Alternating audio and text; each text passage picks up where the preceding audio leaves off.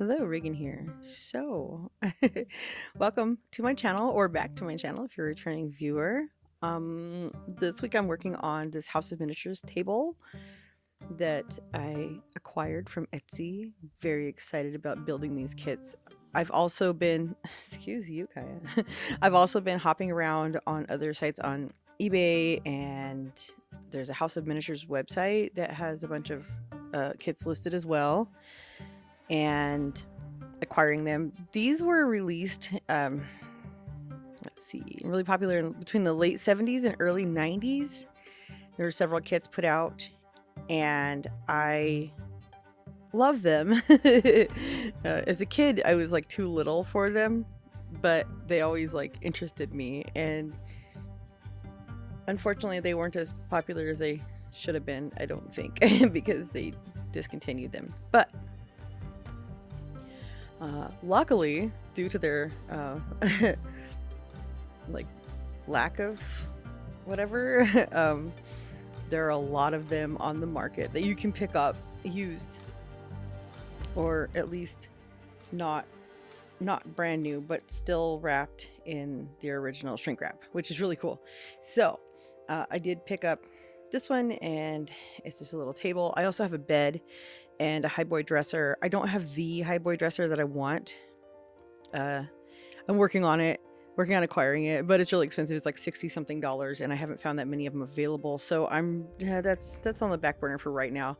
I'm not quite budgeted for that at this current moment, but we're working on it. Eventually I will pick one up because I really, really want it. It's beautiful. Anyway, I'm putting these pieces together because they will be going into my Painted Lady Victorian. And the Painted Lady Victorian, we've been working on, we as in me and my kids and a couple of friends, basically anybody that want to put in input. I've been working on a backstory for it. So far, we have the husband, who is a mad scientist / astronomer, and then we have the wife, who's grieving the loss of her sister and is somewhat domestic. They don't have any children, and they both like to tinker a lot in their interests, and the house is very eclectically decorated because of that. She is very much a spiritualist, and she holds a lot of seances and different things in attempts to get a hold of her sister. So she uses a lot of divination. She's very like focused on the afterlife and contacting the others and people on the other side. And then she's also very like superstitious and into a lot of different like spiritual practices from different places.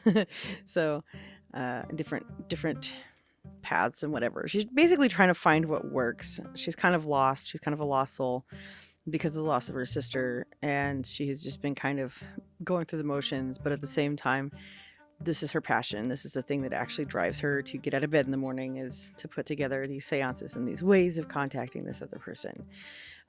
Because of that, she has opened up all kinds of portals and things and doorways, and strange energies have entered into this home in all different kinds of forms. And I'm really excited to bring that across in miniature because I mean, I've seen some really cool things that I really liked the approaches taken to that type of thing. And I want to take what I've learned from, all of the different people that I watch on YouTube and follow on Instagram and see in different, media or whatever, and see what I can do to make my own cool thing. But I mainly want a lot of input from other people. I could sit down and write the story myself and put it together, and it would be okay, a story. But to get input from other people, from other, walks of life and different views and things like that would be great. So I'm looking forward to that, and also keep in mind like the era. This is like late 1800s, early 1900s, Victorian era, like late Victorian, early Edwardian era. And height of the spiritualist movement, Ouija boards and seances and floating tables and, you know, all the fun, crazy stuff that came along with that very weird time, um, kind of incorporated into all of this. So I'm not quite sure on the exact setting of the house, like where the house is built. I've had a discussion with a couple people. We've kind of tried to decide on somewhere that has really strong energies, but that would also be appropriate for the setting of this home, like for this home to have been built there. And as far as the husband goes, like he's this he's like part of secret societies and things like that, and he's got his own mystery. um if not as if not more as much so as the wife. They're both very um they're dabblers, and they get into a lot of things, and they're interested in a lot of things. But like I said, her true passion and the thing that really gets her going is trying to get in touch with her sister. So my original goal was just to have a house set in the Victorian era, end it there, just do that and be done. But I decided that I kind of want to follow the story of the home all the way through up to maybe not current times, but at least like the 80s or 90s. So in order to do that, I want to have like kind of portions of the home that haven't been touched in that long, and then also portions of the homes that are represented in a way like you're looking into a portal into the past of when that part of the home was at its peak, and a little bit of in between. As far as the husband and wife go, they don't have any children. They disappear at some point due to an event, which will be detailed more later. We're still kind of hashing that out. And the house is inherited by another family member who at first tries to sell it, but then it sits on the market for a really long time, and they're like, you know what, I'm just going to move into it. My family's growing and I need a bigger home anyway, so we'll just move in there. It's got plenty of space and whatever. And they find that it's not exactly the easiest thing living there, and they go through a lot because of all of the activity and all of the things there. And so then the house kind of goes back and forth, ends up abandoned for a little while. Kind of stays in the family, gets kind of passed down, through the generations or whatever, but nobody's really made it a home since the original owners until like recently. And then the newer, when I say recently, is like the 90s, maybe like early 2000s. And then the people that move in there are also relatives. Like I said, it was passed down through the family. Kind of like the white elephant thing that nobody wanted to deal with. But they still managed to like pay the property taxes on it and stuff, and keep it in such a shape that it wasn't completely, what is that word? Destroyed. And they didn't have to like tear it down or anything. It was still somewhat maintained. So as it progresses, we'll have different rooms that have different, and like I said, little windows here and there into the past and then the future, like the current setting or whatever. And I really want to just like put as many ways of actually like telling the story physically into the house as I possibly can, so that it easily flows and you can see it, by looking at it, and it's not just like a garbled mess in there. It'll probably end up a garbled mess, but we're gonna be hopeful here. We're gonna shoot for the stars, right? And be lucky if we can just leave the atmosphere. It's good. Anyway, yeah, so that's what I'm looking at. Like I said, a lot of world building storytelling going on here. I'm in the process of putting together an outline that I will share on my Patreon, and the majority of the stuff on the Patreon will be just available to anybody that's actually following me on Patreon. You don't have to be a paid patron to do so. If you do want to be a paid patron, like, please. But I don't expect it, and I will share a lot of stuff that's not paid stuff.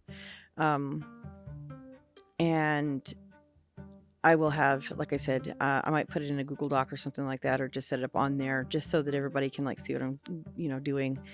And I will also give the opportunity for any kind of input. If you have anything you want to try to add to it, or, whatever, I will make sure that I credit anybody and everybody that has something to add to it that actually gets incorporated. I love hearing other people's stories. It's interesting and fascinating, and I love like group world building and storytelling, where everybody kind of pitches in their knowledge and, from there. Oh, condemned, that's the word. My apologies. I couldn't think of that word to save my life. The house was never condemned. It got in some rough shape, and there's some leaky spots and some issues because of like bleeding walls and things like that, but it was never condemned. There we go. Anyway, my apologies. I'm all over the place, but yeah, so group storytelling and group world building, and I want this to be very much like a community project. Like I want input from other people, and I want to be able to like build on that, so that it can be the best it can be, and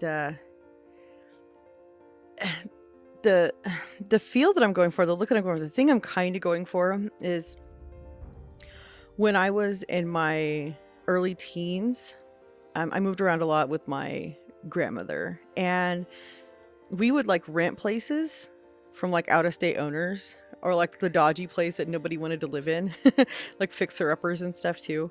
And like I said, we moved around a lot, so we didn't stay in a place a long time, maybe a year or two, or sometimes even 3 to 6 months. But all these houses had like a backstory and a story and like lives, people that lived there. And even though I'm the eternal skeptic, there's still like that feel, that energy, items left behind, just historical events that happened during the times that people were living in those homes. There's all those little factors and facets of every house is alive. Houses are like people. They have stories, and they have places are just as interesting and fascinating as people, as far as having all these different facets of their reality. And then I find like places that are not an established like home, you know what I mean, like a lot of like rentals and stuff like that, kind of sometimes are more interesting because there's so much that goes on, and so many different energies and stuff that are brought in and out of the house and stuff like that. I don't know, it's a whole like rabbit hole thing. Terrible at explaining this, but I think you kind of get the picture. I really hope so.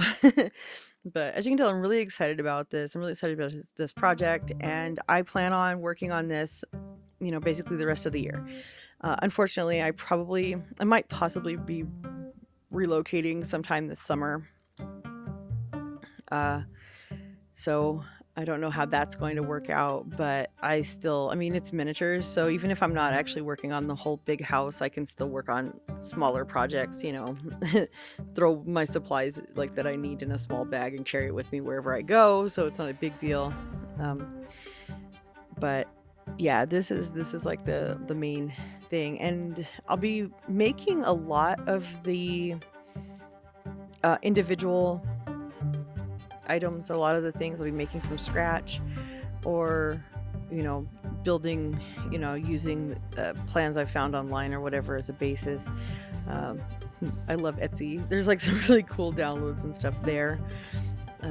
Pretty soon it'll be warm enough to dust off my 3D printers. It's been too cold here, so adhesion is terrible, and then with the resin printer, like they suck when it's cold. And I don't use heat in my house because we live in the desert and we don't need heat during the winter. Some people would disagree, but I like cold, but I don't like living in a cold climate. Anyway, during the summer, whether I want to or not, it's hot enough to run my printers in the, even with AC blasting, it's still really hot here. Air conditioning can only do so much.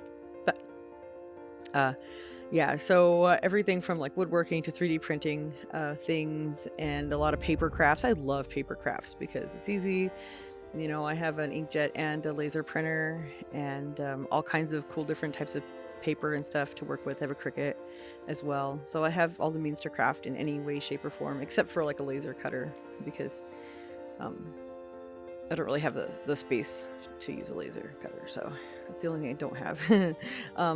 But yeah, I want to fabricate everything I can uh, and bring everyone along with me on this journey while I build this house and build out the story. And like I said, I'm very excited for any and all input. And feel free if you have anything you want to share or contribute, you know, to comment down below. And hop over and follow me on Instagram at Disruptive Girl. And like I said, check out the links. There's a link to my Patreon. You don't have to be a paid member to get the majority of the material that is on there right now. I will have some premium stuff I will be putting on there later on that will be behind a paywall. But for right now, anybody that is actually a paid member is just, you know, showing their support, you know, monetarily or whatever. But just following me and just being part of the community is all that I really ask for. So yeah. Anyway, I'm going to go ahead and shut my trap now for a little bit. As my grandmother would say, I'm going to hush up and let the rest of this go as I put the finishing touches on this adorable table.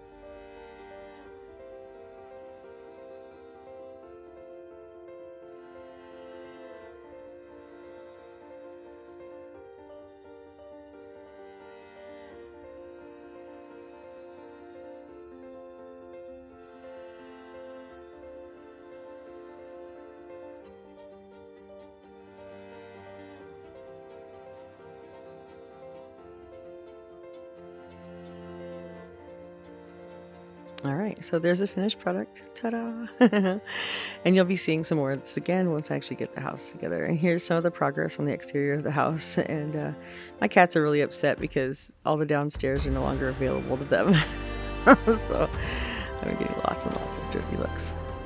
But anyway, thank you. And like I said, check out links down below and all that stuff. And I will see you again soon. Bye.